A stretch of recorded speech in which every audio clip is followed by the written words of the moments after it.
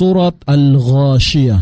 Bismillahirrahmanirrahim. Sa ngalan ni Allah, ang pinakamahabagin, ang pinakamawain. Hal ataka hadithul ghashiyah. Nakarating na ba sa iyo ang balita ng kasindak-sindak na sandali? Wujuhun yawma idhin khashi'ah. Sa araw na yon, may mga tao na ang mukha ay magiging aba. Amilatun nasibah.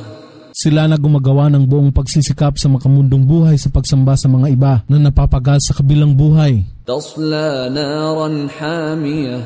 Sila ay magsisipasok sa naglalagablab na apoy. Tusqa min aynin aniyah. Sila ay dudulutan ng inumin mula sa kumukulong batis. Laysa lahum ta'amun illa min dari'. Wala silang anumang pagkain dito maliban sa mapait at matinik na bungang kahoy. La yusminu wa la yughni min ju'. Na hindi makapagbibigay ng kabusugan sa kanila at makapapawi ng gutom. Wujuhun yawma idhin na'imah.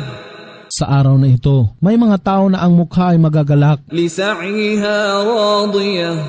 na sila ay nasisiyahan sa kanilang pinagsikapan sa mundong ito, Fi jannatin 'aliyah. sa mataas na paraiso. La tasma'u fiha laghiyah. Narito ay hindi nila mapapakinggan ang masamang usapan. Fiha 'aynun jariyah. Narito ay may dumadaloy na batis. Fiha sururun marfu'ah. Narito ay may luklukan ng karangalan ng nakataas Wa akwabun mawdu'ah. at mga kupitan ng laging laan Wa namariqu masfufah. at mga diban na nakasalansan Wa zarabiyyu mabthufah. at mga karpitan na nakalatag.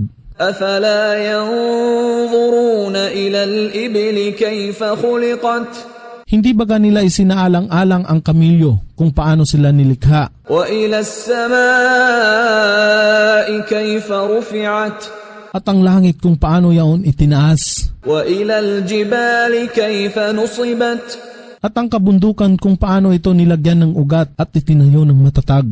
وإلى الأرض كيف سطحت At ang kalupaan kung paano ito inilatag ng malawak? فذكر إنما أنت مذكر Kaya't paalalahanin mo sila, ikaw ay sa lamang sugon na tagapagpaalaala.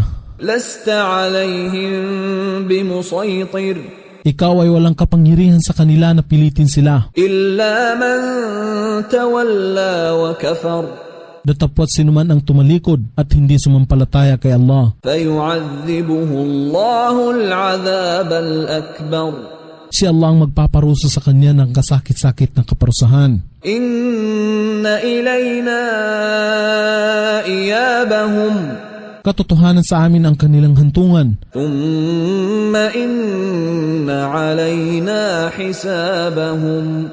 At pagkatapos kami ay magsusulit sa kanila.